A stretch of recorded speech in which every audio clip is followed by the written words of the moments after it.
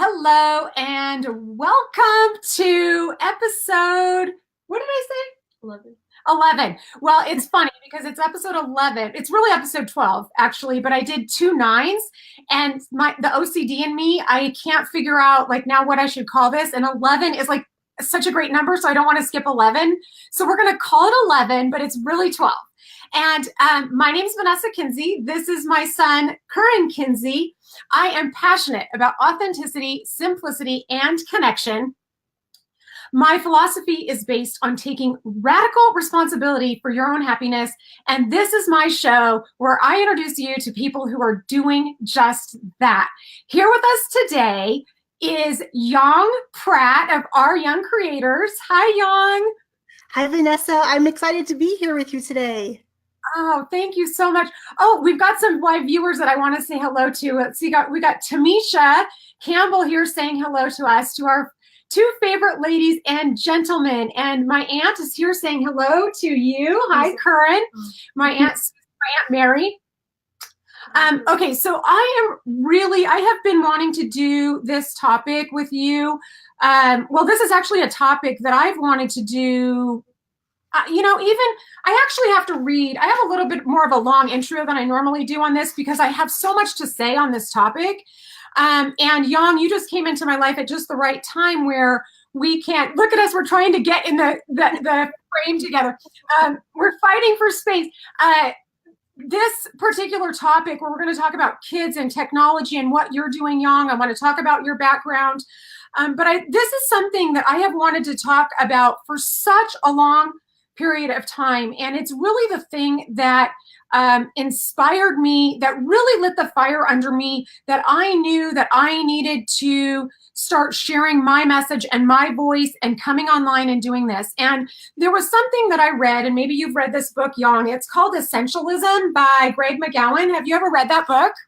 I watched the documentary. Really? I have not seen that.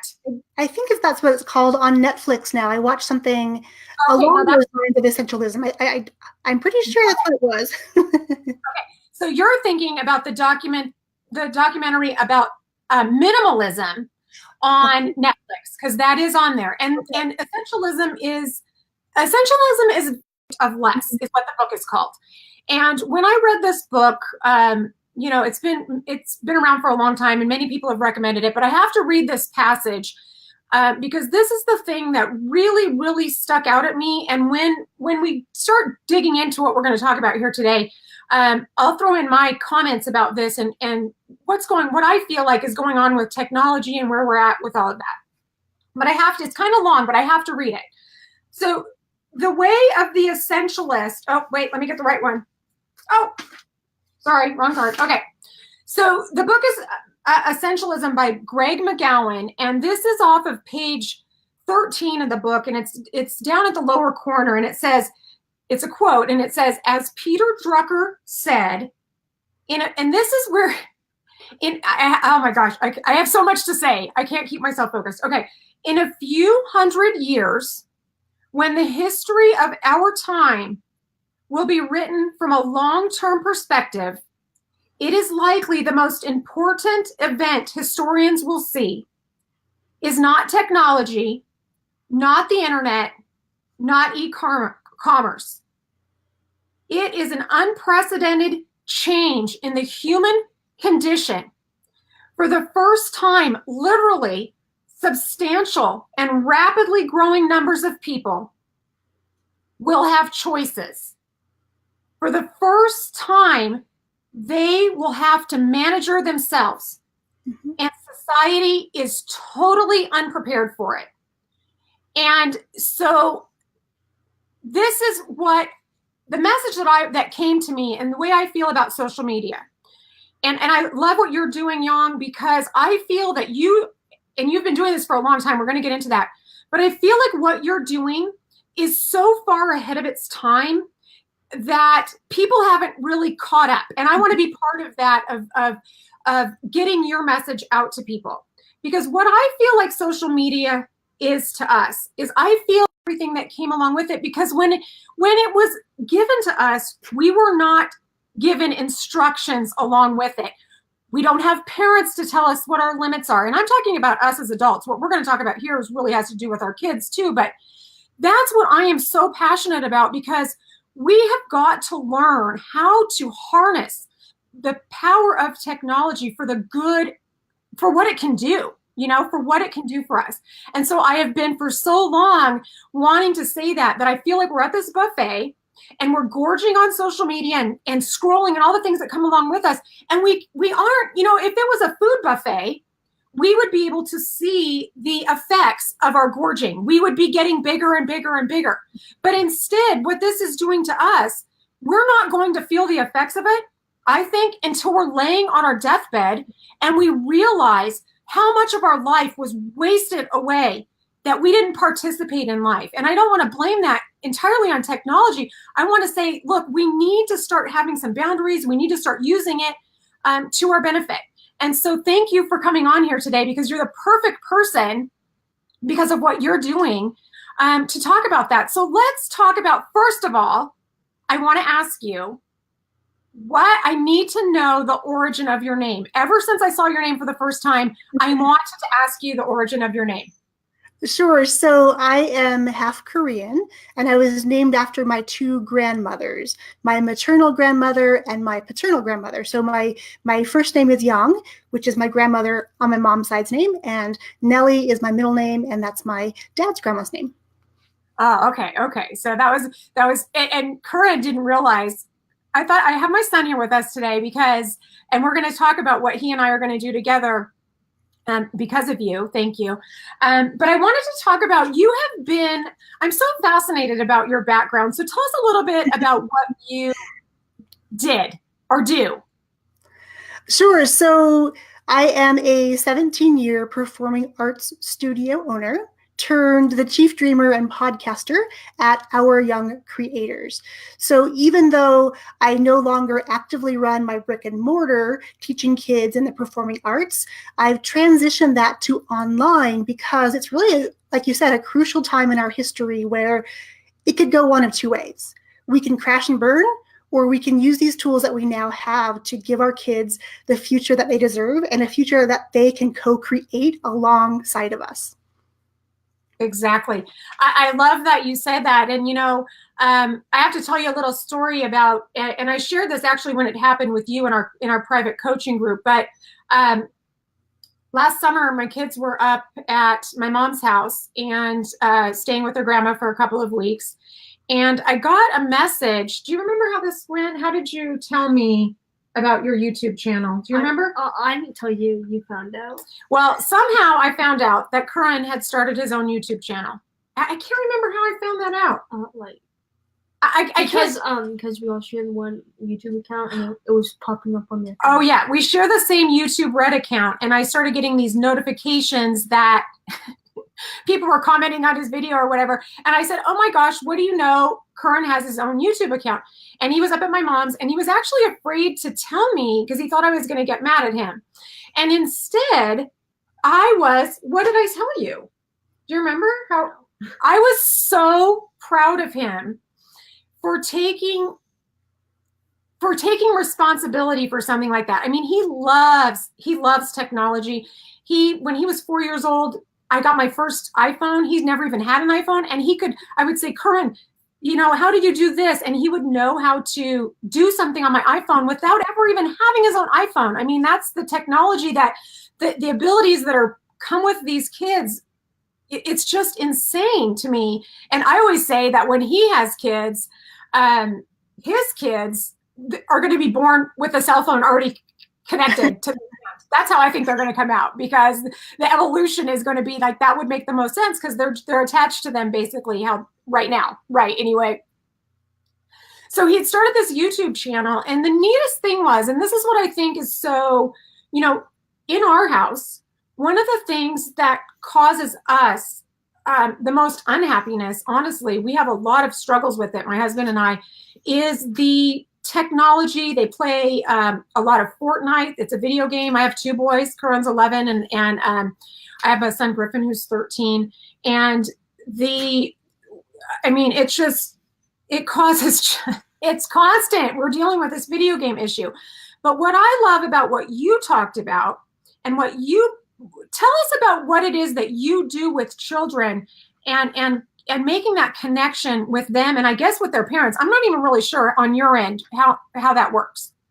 Absolutely. Well, really, this whole new business, Our Young Creators, started just in January of this year, and it really evolved from an experiment that I was doing. The previous fall, I was still running my performing arts school. I really wanted to come into the online space, but I really wasn't sure how that was going to work. I had a virtual assistant at the time who was helping me do things like blog posts and graphics and social media and podcast editing. She was doing all those for me, but it wasn't really working out the way I had wanted it to work out. So I needed to terminate that relationship. And I thought to myself, I'm not sure that I'm invested enough to spend a lot of time finding a virtual assistant who's outside of my business. It would be really cool if I could, maybe work with my kids, because they in the past had done things like edit videos for me and do presentations for me, just sort of as one-off things, because they were learning those things. So I put them to work and they were able to do it in such a cool way. I asked them if they might be able to help me or if they were interested in helping me. And of course, at first, they're 11 and 14 at the time. And they're like, that's not cool, Mom. Like, I don't want to work with you. That's not, I want to do my own thing. But then, my 11-year-old was definitely more amenable to it. And I had to spin the story a lot of different ways. And so the way that we chose to look at it was, when we work together, we get to sit side by side on the couch or the kitchen table, and we get to do stuff together, and we can laugh and we can build memories and we can snuggle up. And it was the greatest feeling to be able to sit next to my kid, like you're doing with Corinne right now. I mean, literally building memories, shaping their possibilities and opening doors for them that are going to affect the people they become in the future. Because of course, there is all this technology. And like you said before, no one told us how to do this. No one told us how to navigate the social media realm and how to do it ourselves, let alone guide our kids who are, natively using these devices like they were born with them, right? They have a knack for them. And so my whole thing really became to be about, how do we transition or shift the paradigm from always consuming, like always playing the games or always looking at someone else's feed? How do we take that time and turn it into a time where we can create things? So Corinne, like you creating your YouTube channel, if your mom is there to support you, that's going to be a whole lot easier for you, and you're going to be excited about it because this is your baby, this is your passion.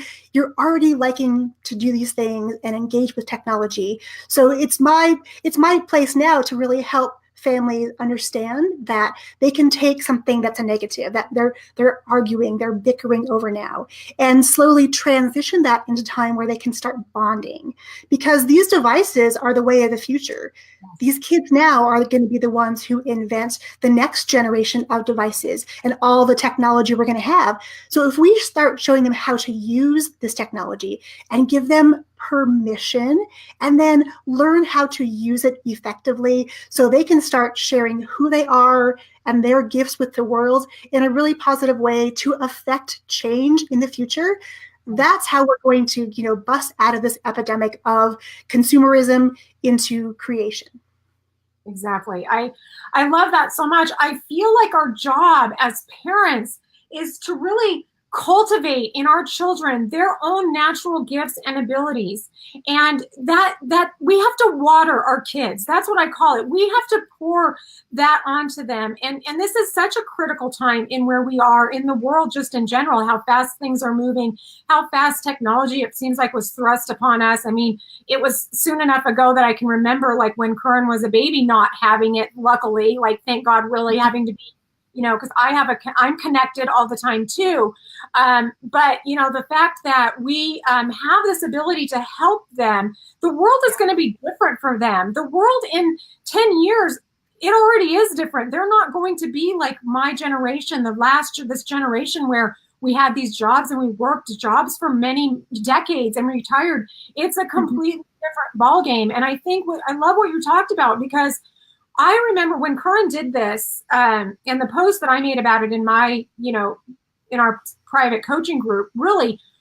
And thank God you guys could understand this, because I was so, when he sent me this message, and then we talked on the phone, because I was really excited about it. I was like, wow, this is really cool that he took the initiative to do that. There was a whole story behind how he went and his friend helped him and whatever. But what he told me, he said something to the effect of how happy that it made him, and that he had a viewer that, did you want to say something? Okay. That he had a viewer. He's trying. I have to share this story in a very certain way. But here's the point. The point is that we had a connection between the two of us, he and I, because I could understand where he was coming from when he's talking about what it feels like to be on social media and have someone say something nice about you or watch one of your videos or something. So that connection that we have using technology as a way to bring us closer together with our kids, instead of a divisive matter, an issue that just causes so much disconnection within your family, because none of us really know how to use it. And I think if we start, first of all, as parents, just even recognizing that, I mean, that's something that you're the one that actually pointed that out to me. And this was after Curran had told me, this thing in the summertime. You had said something about, this is something, you were telling me the story about your daughters and them being involved in what you're doing. And that really got me thinking about Curran and I being able to build, and also my other son too, to be what I'm doing here online, to be something that this is something that we do together. And so I'm really excited about that. And thank you for opening my eyes to that, because that's a whole different, it's all about just looking at things differently. And sometimes you need someone to, like, I remember when you told me that, I was like, yeah, I mean, it's like, seems so obvious, but I didn't think of it myself, Well, and sometimes it's those things that are glaring at us in the face that we just don't see because we're not sure what to make of that. And I think, we have this desire to connect with people, and that's why we're so connected. But in being connected all the time, we're disconnecting from the people closest to us. So if we can reverse engineer that and say, you know what, Curran, I honor you for your commitment to want to connect with other people and to share what you're good at with somebody else, because opening those doors is going to allow him to be the explorer and the adventurer and want to perhaps one day create those games that he likes to play, because there's a lot of research out there that talks about the benefits that gaming can bring to us as far as hand-eye coordination and spatial awareness and mathematical skills. So there definitely is that side of science which tells us the positive. As parents, though, we're trying to balance, because we're still trying to navigate, going into this place, this world where we're all highly connected. But when you look at people when they're in their family units, perhaps at dinner or at a movie, even though they're in the same room, they are not connecting with each other. They are connected to their devices. And nothing makes me more sad than going to a restaurant. And I have to tell my kids too, they still want to be on their devices and do stuff and talk to their friends and engage and do those things. But it makes me so sad when I go and the people sitting at the table next to us, the family of 4, the family of 6, no one's talking to each other. They're there filling space, but they're not filling up one another. They're completely consumed with what's going on in front of them. And so a lot of what I think our kids are doing as far as being so immersed in their technology is because they see it from us. They are modeling what we're doing. We're not saying it. We're telling them to stop it, but they see us doing it, so they think they can do it too, because it's okay for mom and dad to be totally absorbed in their phone. But why is it not okay for me? There's a disconnect there. So my whole thing is there needs to be a discussion. We need to all talk and be open with each other and, talk about why we like to do things. Like, for instance, my oldest daughter is not as inclined to want to be in the online space with me. She can build websites. She can create beautiful graphics. She actually works with somebody helping them do their podcast. However, she doesn't want to be the face of the business because she's not quite there yet. However, she loves to watch makeup tutorials and makeup videos, like totally obsessed with this. So the way that she helps me when she's here and not at grandma's house for the day, I'll let her do my makeup. I may not always like what the result is, but allowing her to demonstrate or to experiment on me, and I'm telling her by my actions that I appreciate this and this is a real cool thing that you're doing. And let's talk about some other opportunities that could come from this passion of yours. Tell me more about that. And that leads into discussions. And it's, as the kids get older, they're wanting to create their own identities. And that's totally their prerogative. They definitely need to do that. But there are some times when we have to open the door, and sometimes several doors, and sneak around back and interject questions and curiosity into what they're doing and asking them to share. And the more we ask them, the more they start to open up to us about why they want to do the things like play games or watch videos. There's a reason why they're doing it. And if we can get to that and then go forward together, knowing why they like to do stuff, they're the biggest assets we have in our businesses. Yeah. Yeah, I know that's neat. It's kind of like getting on the same level as they are. Can I ask you, like, what do you love to do? Why do you love to play games? I mean, I don't really care about what video game I play. I just like interacting with my friends out of school and stuff. Did you hear that? Could you hear that, Yong? Sorry, I'm breaking up a little bit. Didn't hear all of it. No, I'm having a connection problem and I'm hardwired in. I don't know what's going on. I can see it on my side. Okay, go check. He's going to go check our technology. So good at that. No, Woody, and this is one of the things that we just bought them their first PlayStation for Christmas last year, and I was really hesitant to do that. I was really, but at the same time, all of their friends, it's a very social thing. And I have one son, my other son, who's not, very social at school. And it is a way for him to be more a part of. I feel like it's made him more a part of his friends. It's connected his friends to him. He feels like, I feel like if I was to be like the parent that's like, no, video games, they would suffer for that. They would be so distanced and disconnected because of that. But we're trying to find the middle ground in that because it creates this. In fact, I don't even know. Maybe that's the reason I'm having this issue right now is because they play Fortnite. And in our house, we do have some rules, but I think we're probably, according to them, we're much more strict than most parents, but we have rules as far as, they have time limits. My husband actually, if they want to earn more time, he has them go swim laps in the pool so they can earn more time to be online.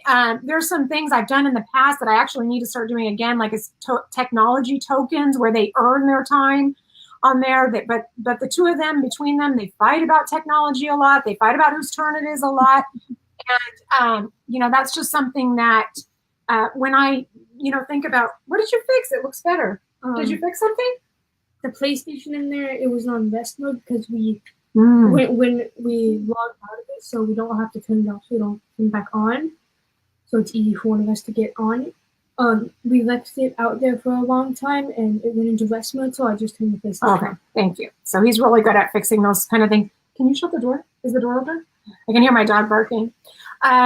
So, I love the fact that you had this thought to do this with your girls, and then one of your girls has actually started doing this as a business, right? Where she's been able to go out and help. So both of them now, they both work for different people, different entrepreneurs, helping them do different things. My youngest one is helping another entrepreneur work on her blog. So she's doing things like transcribing videos, adding audios, adding videos, creating graphics. So a blog looks very beautiful and there's graphics to share on social media. So that's what she is doing. My other daughter, my oldest one, is working with a friend on her podcast. So she's going through and basically uploading all the content into the podcast player for distribution. So she's adding things like the descriptions, and she's creating graphics for that and scheduling all those out. So both of them now are working for other people, which I think is such a win for them, because they're learning, one, that the skills they have are valuable. Other people aren't able to do what they can do. And because they have a skill set, they can go and serve people and get compensated for that. And for my oldest, she is a sophomore right now. So of course she's thinking about college, thinking about, how am I going to pay for college? And so she's kind of calculating, okay, I need to earn this much by this date to do this. What else can I do? Do you have other people in your circle that I can work for? Because, she's very, very technically savvy. And, it was really funny. She took a business class last year, and they were building websites. And it's really humorous, kind of, when your teenager comes home and asks about technology. And she just made this comment about, Mom, I really think you probably could help my teacher teaching us about websites, because she doesn't really understand. She just does it, but I know you know about it. And I thought, that's really cool, because she sees that I have this skill set that not everybody has, and she has her own skill sets. So now she's able to go out there and serve people. And she's just starting, she's just going to start working actually this weekend on getting all this podcast stuff ready. But I love that they see a new path. And the path is not about necessarily going to work for somebody else, that they can dictate their own hours. They can choose the people they want to work with. They can choose the projects they want to work with. So it's really these life lessons that are being taught. It's not just about the technology and using it. It's about, how do you turn that into something you can make a living at and have a really joyful life doing, leading with serving first, using the skills that they have. Yeah, I love that so much, because, another one of these quotes in my book, let me see if I can find it, because it's really about serving and contribution. And that's what I believe that's what the world needs, actually, that we're each being called to share our gifts with the world. And when we can cultivate that in our children, especially the fact of how exciting it is. I've had a job for many, many years, a couple decades now. It's great now, but it hasn't always been sunshine and roses, let me tell you. I feel like I've always been an entrepreneur at heart. And, and now I'm kind of spreading my wings as far as that goes here online. But the fact that, our kids, and actually they won't stand for it. I don't think kids in this generation or even, in the millennials or whatever, they're not going to stand for being unhappy. They're not going to be able to go to a job and be miserable. They don't see they see that for what that is which is, what is the point of that? And it's taken, those of us that are older to a while to catch on. But, the bottom line is we all have to start taking responsibility for ourselves. We all have to basically make our own way in the world. And if we can help transition with technology, which obviously that is the way where this is going. I laugh, like 10 years ago, actually it was when Kern was a baby, I was with some people and it was a entrepreneurial group or something. And I remember one of the people in there saying, no one's ever going to just shop online. And I was just like, well, I love shopping online because I don't really like shopping, like going out to the store. But if the only store that I go to is Trader Joe's, and if they actually would deliver, I wouldn't even go there. So I think, in 10 years, if you can imagine how different the world has been in the last 10 years and how much different is going to be 10 years from now. I had somebody say to me, somebody sent me a message one time, somebody in my neighborhood actually, and said, I was talking to your son today, and he said I asked him what he wanted to be when he grows up. And he said, do you remember what you said? You remember that conversation? I don't. Well, what he said was he wanted to be a YouTube star or something like that. And she had said to him, no, don't do that. You have to go to college.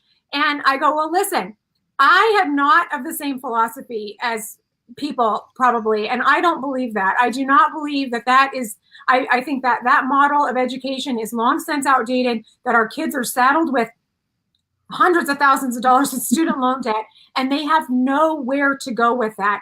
And so I think I love what you're doing. I'm excited to talk about next. What I want to talk about is what you offer and what Kern and I are going to do next weekend. So let's talk about that, Yong. Sure. So next weekend, we are going to dive into, sorry, I'm going to turn my volume down here. It's getting a lot of feedback. We're doing another round of podcast in a weekend. So this is all about teaching entrepreneurs, teaching families how to take their passions and their gifts and talents and share them with the world in a big way. And by doing it together, we're really leading the way for these kids to take charge of their futures, knowing that they can make a difference in the world with the words they say, with the things they create, with the things they invent. They just need our permission to access this technology and let them have some freedoms there. You know, I love being able to watch my kids take something I have a vision for, and when they bring it back to me, I'm always astounded by what they're bringing back because it's usually different than what I envisioned. However, it's always better, always better. And so by doing this podcast in a weekend, being able to take the kids in our lives, and if there are people watching and listening who don't have kids, you know, go borrow a kid for a day. There's a kid in all of our lives, in our social circles, in our neighborhood, that we see something special in. And maybe they just need a little bit of guidance. Maybe they just need someone to believe in them. You know, scoop them up. Ask them if they'd be willing to go on an adventure with you and learn. Give them the opportunity to learn these skills, share and understand that what they have to share is important. And I think it's going to make the biggest difference in the world. And we're going to get together next weekend and make that happen. We're going to learn all the tech behind putting together a podcast, you know, why a podcast is important, why it's a great tool for our kids to learn to use, because it's a skill they're going to need for the future as far as communication. If they can learn to start communicating now, I mean, can you imagine in 10 years the impact they can make on the world? We just, as parents and as adults, need to just say, I give you permission to do this. I honor you for being you and bringing these skills to the table because, you know, as someone who was a really shy kid in class, never wanting to raise my hand, if I had had somebody when I was younger say that to me and say, you know what, I really believe in you. I see something in you. And I want you to go on this grand adventure and we're going to make something out of nothing together. I'm glad you brought that up because this is one of the things I find so fascinating about you. You've told me this in the past. So this is going to be more like about you, Yong. You had told me that you're a performer, right? Mm-hmm. You're a performer, mm-hmm. But you had hired other people. You didn't. Can we talk about that? Can you talk a little bit about that? Because from where then to where absolutely. Now. Absolutely. So, you know, I came to the world of dance at the age of 18, which is crazy late in the world to, you know, be a dancer. But I was really, really passionate about it. I had never really experienced it in its proper form before. So when I went off to college, I totally jumped in with both feet and found this amazing place where I just felt like it was my second home. Like I felt totally comfortable in my own skin. And when I would get on stage, I could be fearless. Like I could go up there and perform in front of tens of thousands of people and be okay. So, you know, I did dancing for, you know, quite a while and danced professionally and traveled the world and did that. But if someone were to ask me, you know, hey, the MC is not going to be able to do that tonight, can you step in? I would run the other way. Absolutely. I mean, even when I ran my performing arts school, I would hire somebody to MC my own creations, my own productions, because I was nervous about putting myself out there and being seen for who I was and being me. So I didn't have the confidence in doing that. I could go show you a story with my body and I could put that on other people. But being able to talk about it was something that I struggled with. And it was such a huge fear. And I know there are lots of people in the world that the fear of public speaking is more feared than the fear of death. And I think that's really quite interesting. But with technology these days, we're able to be able to teach our kids how to access that at an earlier age. Because I didn't start talking on video for a very long time. It's been a very short span of time since I came into the world of online video, especially live video. But now that I understand that we all have a gift, we're all here for a reason, and that we all need to speak our stories because there's somebody else out there who's had the same struggles or who is struggling to do X, Y, Z. And we've been there, and we can show them that there's a light at the end of the tunnel. I mean, that's a pretty profound thing. And for kids now to be able to know that, just like Curran, when you play games and people are commenting, I bet that feels amazing to you because you're connecting, you're making a difference in this person's life. And I think that's what we all strive for.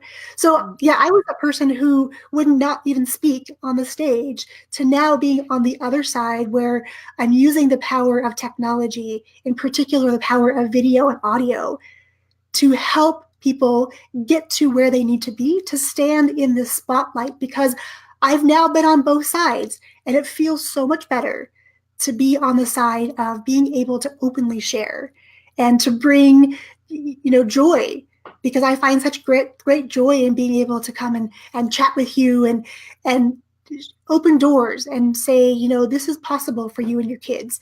Let's just make a few tweaks and we're going to make it happen. So how long have you been doing live video on Facebook live videos, basically? How long have you been doing that? So I dabbled into live video probably about a year or so ago, and it was okay, but I was not really committed. I was still very fearful of doing that. And it wasn't until March, April, you and I were in a class together with Tiffany Lee Bymester, and we went through lights, camera, branding. And in the process of understanding more, digging deep into me and, doing that inner work that I had never done, that I had avoided doing for a long time because I wanted to go showcase other people. But through Tiffany's class, I was able to understand that, it doesn't matter what our experience is. It doesn't matter which degrees we have, and for someone who has multiple degrees to now say, what, kids, if you don't want to go to college, it's okay, because I understand it's all about perspective now. So it wasn't until the spring that I really started committing to live video, and now I podcast exclusively using live video, and that's what I love to teach other people to do, because there's such great power in that connection, in that face-to-face time you can spend with somebody. And, there's just this amazing joy that I see come out of people when they start to embrace who they are. And I'm just super excited next weekend to dive into round number 3 of Podcasts in a Weekend. Yeah, I find that so fascinating about you that that you were, what I love is I love it when people don't just say, oh, that's just the way I am, like they don't just give up on themselves, basically. And that you were open to the fact of, I mean, that's a big gap to go from being so afraid. And listen, I don't mind doing these, although I still do get nervous. But if I were to have to get up in front of a huge group of people and do actual public speaking, I don't know. That's very, to me, I am also an empathetic intuitive, so I pick up on people's emotions. And I don't know if that's one of the things that kind of, I like this because there's a screen in between. I can't feed off the energy of other people so much, although I do love the comments, and we're getting some really good comments. My friend Kathy said, I got to show this. She said, this is so awesome. Can you see that, Yong? Thanks, Kathy. Kathy is she's one of my oldest friends. She is my she's my muse. She helps me so much. And so she's loving this topic and this conversation that we're having here. But I just love that that you face your fears, you continually, like, that you do this, and you seem so natural at doing videos. And I like to let people know, because I get a lot, people will say to me, wow, that's so brave that you get up there and do that. Or, and here's the thing, I started doing this when I was terrified and petrified. And there's still times when I am like physically sick because I'm so nervous about doing it. But I know, and also, like you had said, one of my big things was I was always, this goes back 20 years from when I started my first business. And I knew I was supposed to be speaking, but I was afraid to be seen. And I just couldn't put myself out there. And now, I mean, the bottom line is I've been through a lot of stuff in my life. And I really just, for the most part, I really don't care, because it's not about me anymore. And that's what you're talking about. It's not about us. It's about the message that we have, the purpose that we have. And it's about connecting with other people, which I am so, so passionate about, using technology to Curran's like, Curran's sat a long time with us. Are you ready to go? You're so patient. I love it. And what I'll point out too is that when we had a discussion last time, it's taken me literally 17 years of being a business owner to get to this point. So it's not like it was, one switch and all of a sudden I'm, good on live video. It was a lot of work. I had to go join Toastmasters, and I had to get support for me in this area of speaking and in using video. So it's been a long process. But now, if I can help somebody get over that, because I know what that feels like, it's a big deal. Because once you start to make that transition in yourself internally, and we can help our kids do that, because, what I want more than anything for the kids of this world to be able to do is to stand in front of an audience if they need to, and stand there proudly and confidently, knowing that what they're saying is important and people are going to listen. Well, okay, bye. Thank you. That's enough, Mom. Yeah, that was a long time he sat here with us. And it's fun. I learned so much from him just before we were going on. We were sitting here preparing, and he gives me, actually, since I first started doing these videos, he and my son both tell me things that I'm not like allowed, because they watch so many YouTube videos. There's like certain things that I'm not allowed to say, like the intros that they do on YouTube videos where they'll make fun of me. And I've never said this. I actually said it once accidentally, but on YouTube, a lot of times they say, "Hey guys," like that, right? So they make fun of, like, when I do videos, that's what they'll, "Oh, you're gonna go do a video? Hey guys." And then they tell me about, like, intros and outros, and I learned these things actually from him. And now he's in here, he's like telling me, like, what he's like my manager, telling me like what I'm allowed to talk about, what I'm not. It's really funny. They call it cringe-worthy. I'm cringe-worthy. My kids are like teenagers, so pretty much everything I do makes them like really want to cringe. So the fact that Curran and I are going to do this together, and he's actually really excited about it. Thank you for being the person. I've heard people call you something like, you're an automation guru, and right, something like that. And because I'm so passionate about simplicity and efficiency, when you are the one that sparked this and said, "Hey, I've always wanted to do a YouTube channel. I just haven't got around to doing it." And I never thought about doing a podcast. I really didn't, until you said, "Hey, so basically what I'm guessing that we're going to learn, and correct me if I'm wrong, is that basically when I do these videos, I'm going to be able to share them on YouTube and do a podcast, like, all at the same time." So that's very efficient, if you ask me. Yeah, absolutely. Yeah. And I love repurposing, because for so many years in my business, I would create these amazing things and do them once, and they wouldn't necessarily be great. So I wouldn't do them again. I just store them. And what I'm realizing now is that they may not have been great then, but if I bring them back out now, in this time frame in my life, it's still going to be applicable. So what I love to share with people is that having a podcast is far easier and far more efficient than you think is probably possible. We teach basically that if you're going to do a live video, we're going to turn that live video into multiple things, so you have multiple ways to connect with people. Because some people like to watch video. Some people like to listen to audio on their commute to work or their walk. Some people like to read things. So, by taking one piece of content, one live video, and being able to share it in multiple places, in multiple ways, so that no matter how people love to learn and consume information, we're going to be there supporting them every step of the way. And because we're going to be really smart with being very simple, we're going to put some tools into action to help us automate.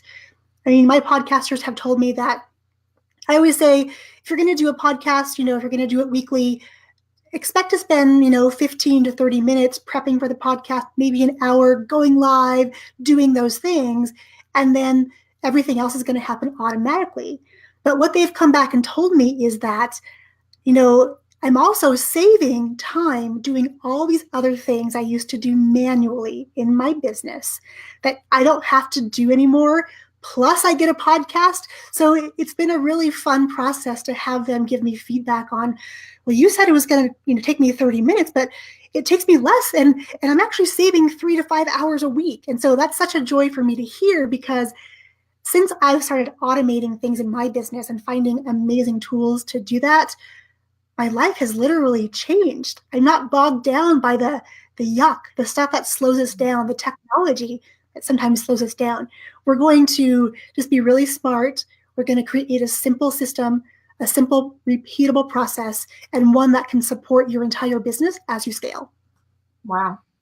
I am so excited about this. I mean, I learned so much already technology-wise from you. One of the first things I had asked you is, you told me about a calendaring thing, because when I'm scheduling my interviews, one of the most difficult things that for me, because I am doing everything myself and I have a full-time job and I have a family, is get the scheduling of my interviews takes me a lot of time. And I also prepare. I put a lot of hours into preparing for my interviews. I heard a quote recently that said, I'm not talented enough to show up unprepared. And basically, I like to be very prepared for the time. Time is such a, that's a commodity, and I don't have a lot of extra time. So the fact that you're going to show me how to do these things, in which it completely opening, expanding my horizons as far as what I was even, on my own, it was probably going to be a couple years down the road until I started thinking about podcasting, because I've done things, everything is taking a lot longer than I anticipated. So the thought that you're going to be able to, or teach me how to do these things so quickly, I'm so excited about that. So, and if you will, when I share this video, if you would put in the comments the link to your, to the podcast in a weekend sign up. Can you do that? Okay. So I like to close every, show with asking you some questions, and we didn't talk about this ahead of time, so I don't know if you're going to have these answers. But one of the things that I'm really passionate about is music. I use it in my life. I've been going through a weird funk lately in the last week or 10 days. That always happens to me around the time change, and I use music a lot to change my state, to change my mental state. So I wanted to ask you, and there's a reason why I ask everybody this, but do you have a song that you like to listen to that you use like that, like a favorite song? There's lots of different songs that I use for different times, because sometimes you need to be picked up, sometimes you need to calm yourself down. So one of the songs, well, I guess I took the girls to go see Bohemian Rhapsody last week. And so lately those songs have been sticking in my head. We Are the Champions. It's such a great anthem just to sort of get you prepared for whatever is next. Sarah Bareilles has a great song called Brave. That's a really fun one. Pretty much anything from the Greatest Showman soundtrack. I mean, those songs just, give me chills whenever I listen to them. And it inspires me to think bigger and really just go out there and do these things that I know that are inside of me, but for so long I kind of stuffed them away and didn't share them with the world. It's now time to pull all those out and say, this is me, this is who I am, take it or leave it. I hope that, you love what we're talking about, but if not, it's okay too. And that's been a huge work in progress, but those songs are some that really sort of help to get me prepared to take on the next challenge and walk the next adventure and just be excited about what I get to wake up and do every day. I don't know if you're going to be prepared because I didn't talk to you about this ahead of time. Yeah. So I want to ask you, what is your favorite app for kids? Do you have a favorite app for kids? I don't know that I have a favorite app for kids. My kids are not really much into apps. They have some, but I don't know that they have a favorite one.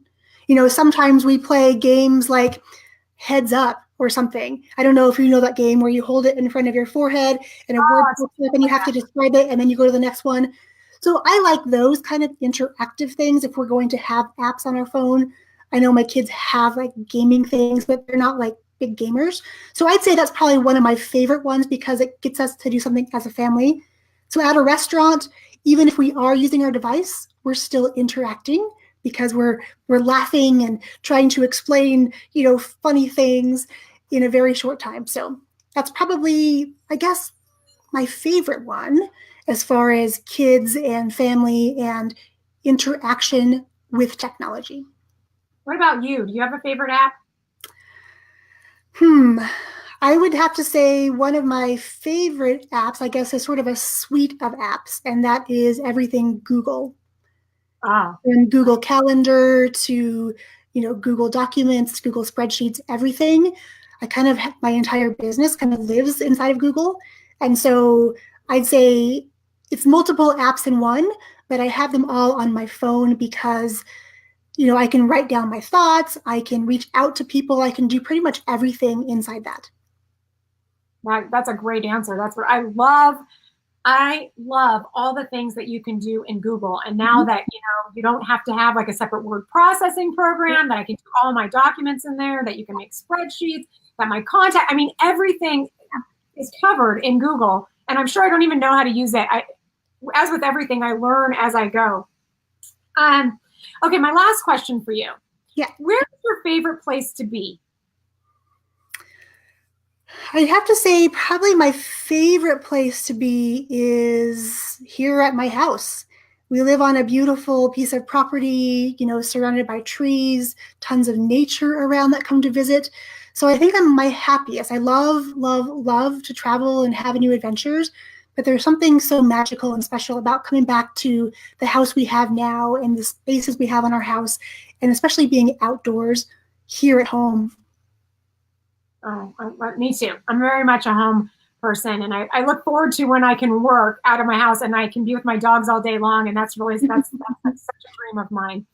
All right, Yong, so I guess I'm going to see you next weekend. Corinne and I will be with you next weekend, and I appreciate you so much for coming on here and being able to do this with me today. We had this scheduled before, and unfortunately you had something going on in your family, and I just want to wish your dad some well wishes as far as his health, and hope things are going better for him as far as that goes. And did you make that soup, that healing broth? I did, and he devoured the soup. Actually, yeah, I took it to him, and it was after he was off of all his life support stuff, and it was like he was drinking this broth. He just kept drinking it, and it was so cool to see him just like take all of his nutrients into his body when he needed them the most. Yeah. Yeah, I love that. I blew it with that broth. I had made it, and then I ended up blending it together, and it became this, I don't know, I think I'd never had turmeric before, but I think I actually burned my esophagus because I think I drank a piece of turmeric.